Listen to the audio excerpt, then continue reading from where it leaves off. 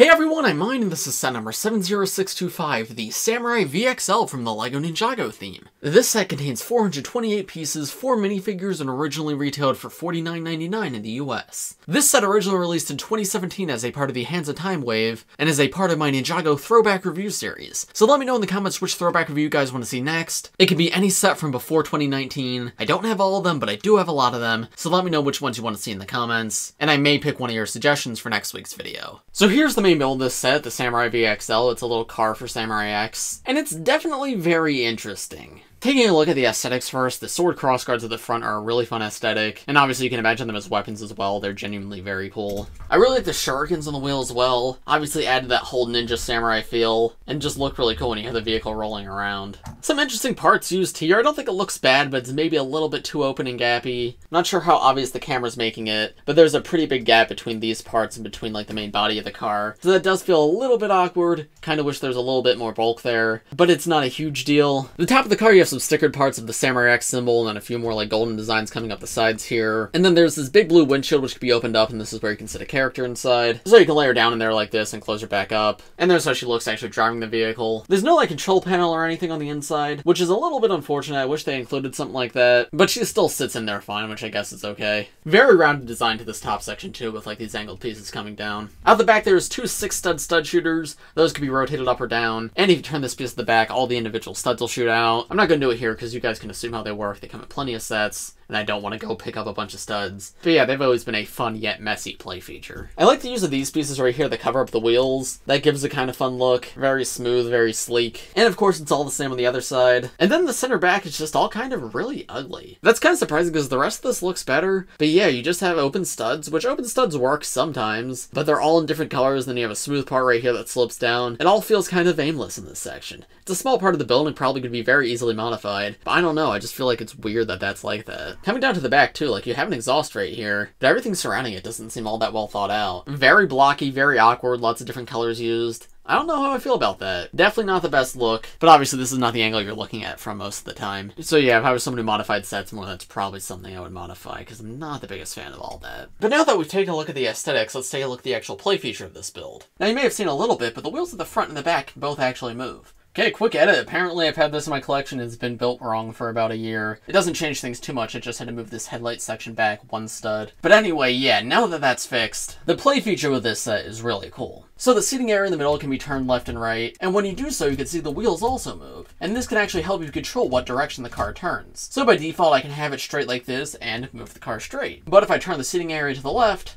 the car will also turn to the left when it moves. Same thing with the opposite. If I turn to the right, then the car moves to the right. And I actually think that's a lot of fun to play with and mess around with, and it's a very smooth transition. Now this play feature is probably why so much of like the bottom of this is open and gappy, so I don't mind that too much because it does make for a very fun play feature. However, the back of this being ugly really has nothing to do with anything. So I still think that definitely should have been improved. But yeah, there's how that transition looks from the underside. Genuinely very cool how that's done. I really love it. But I think that's about it for the actual build of the Samurai VXL. So now let's move on to the one side build, then the minifigures, and then I'll give you my overall thoughts. Here's the one side build in the set, and it's very simple. A little stand to hold the slow time blade. Cool to get that in the set, but there's not much else to it. I'm happy it's here. I'd rather it be here than not be here, but I don't have a lot to say. It's just like a couple of parts. The slow blade is a really cool part though. So here are the first two figures in the set. We have Samurai X and we have Hands of Time Nia. This version of Samurai X was exclusive to the set, and it is genuinely such a super cool minifigure. Now I got this set used, and unfortunately mine is a little bit scuffed up. I do want to get a replacement of this figure at some point, but even still, this is such a spectacular minifigure, and it's so different from like the future Samurai X minifigures that we'd get from Pixel, and I kind of wish she had stuck with this color scheme, because don't get me wrong, I really like the white and red that she uses, but wow, the blue and gold just looks amazing. With a little bits of silver too, it all ties together so nicely. It's just such an elegant, unique figure, and I think part of what makes it so cool is the fact that there is no other Samurai X suit like this. It genuinely just blows me away how cool this minifigure is. This armor piece in black too, I don't believe I've seen in this color in any other figure before, so that also helps give it a very unique look. But wow, yeah, I am just so impressed by how good this looks, and I kind of wish Samurai X still looked like this. Her visor too is really cool. This is before we knew her identity was picked. pixel. So she just has like this vague samurai face, and like that genuinely looks amazing. You can see there's a little scuff mark right there. And even to the other side of the mask, she does have some eyes peeking through, but it still doesn't make it clear who she is. And there's how that looks with the helmet on too. Yeah, this is a super unique and super cool minifigure and an amazing exclusive. Hands of Time is far from one of my favorite seasons of the show, but the minifigures this wave are spectacular. This one is no exception. It might genuinely be one of my favorites. And then Hands of Time Nia is really good as well. The Hands of Time suits as a whole are really great, but Nia is one of my favorites. This is the first suit that really used gunmetal gray and blue as like her main color scheme. However, they still incorporate a little bit of the red from her previous suits here, and I really love that. That's something that we never really saw again from this point on, but it helped tie this in with the previous Nia suits, while also making it look very unique. Again, just like Samurai X, this color scheme is not something we really ever saw any other time in Ninjago. Blue, red, and gunmetal gray. But wow, it just all ties together so nicely. Now, my one criticism of this figure is the criticism I have with a lot of the Hands of Time figures, is that I feel like the black arms are a little bit out of place. Gunmetal gray arms would probably look better. However, black works better on Nia than it does on some of the other ninja, because it is very similar to gunmetal gray, just without the metallic shine. There's Nia with the armor and hood removed, and there's a look at her back torso print. Again, really well done. Now, the one thing I don't like about this figure is the face print. Starting in 2015, she started including this generic LEGO City face print instead of like her custom face prints that she's gotten in the past. And in the bigger Hands of Time set, she did have an exclusive face for this wave, but that was not the case with this set. So she just had this generic face, which doesn't look like Nia at all, and is genuinely very lame. You can obviously very easily swap that head out, but I'm not a fan of how this came in so many sets. But yeah, other than Nia's face print, I absolutely adore both these minifigures. Samurai X especially is an awesome exclusive to get. No complaints from me. And then here are the other two characters in the set, the two villains.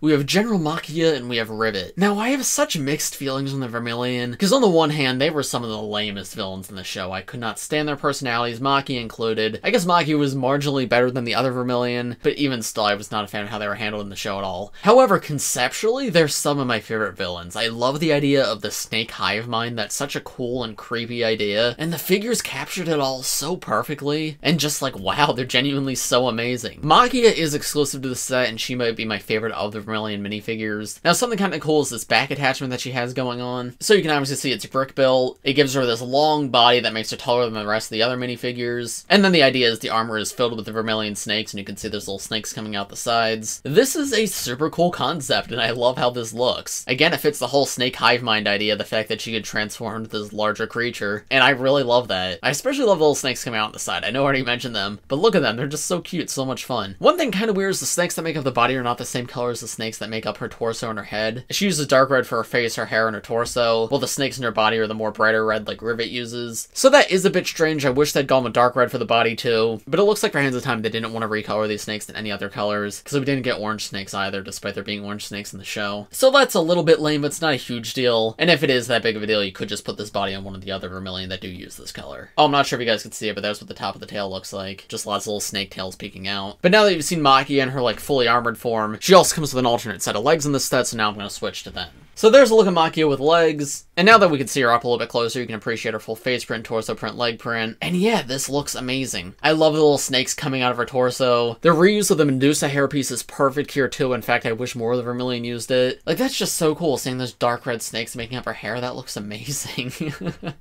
And the snake's curling up her back, too. Yeah, I'm just so impressed by this minifigure, and I wish the character was cooler, because I really, really like how the figure looks. There's a full face print with that hairpiece removed, and there's her alternate face where she has a slightly different expression. But yeah, super detailed, super cool concept. And completely ignoring the character, this is one of my favorite minifigures of all time. I genuinely love her so much. And then Rivet is pretty cool, too. So he's got this really elaborate Vermilion armor, which I believe is used on one of the other Vermilion. And I mean, that just looks really good. Not a ton to say about it, but I like the snake aesthetic on the armor. It does ride very high up, but obviously that's intentional. And it makes these guys stand out. They're very unique. There's no other figures like them. But taking that armor off, you once again have that same coiled hive mind of snakes that Makia has. I love especially the snakes that pop out of the torso, like this guy right here and that guy right there. It's just so goofy and fun. I adore it. But yeah, once again, hyper detailed, lots of metallic printing. And turning him around, you can see there's an alternate face where he only has one eye showing, and more snakes just coiled coming out of his torso. I feel like I'm just repeating myself, but the Vermilion are so cool in concept. I love these minifigures. I just wish they were significantly cooler. cooler in the show. And so, what are my overall thoughts on this set? I think this set's good, but it's not great. I didn't get this one until after 2017, and I can see why. The minifigures here are amazing. Samurai X and Maki especially are really awesome to get, and this was the cheapest way to get Nya from this wave. However, the build is just okay. It is far from the prettiest build. It's got a really fun play feature, but as such, it makes it very gappy. And then the back of this build is just ugly. I don't know why it looks so ugly. Just very blocky and weird. So I could see why I wasn't that interested initially. So would I recommend this set? For the minifigures, yes, 100%.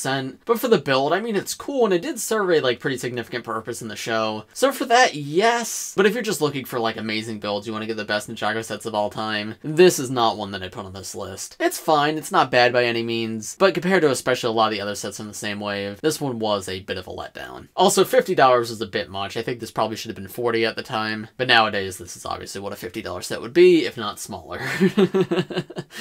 But yeah, I wouldn't necessarily recommend it, but still I'm overall fairly happy with the set. The minifigures, though, are the main draw, 100%. But those are just my thoughts. Let me know what you guys think of the set in the comments below. If you enjoyed this video, please just like, subscribe to the channel if you're new. I do LEGO and Ninjago videos just like this one almost every day, so if you subscribe, we're the first to see them. And again, let me know in the comments which throwback review you guys want to see next week. Thanks for watching, everybody, and I will see you all in the next one. Bye!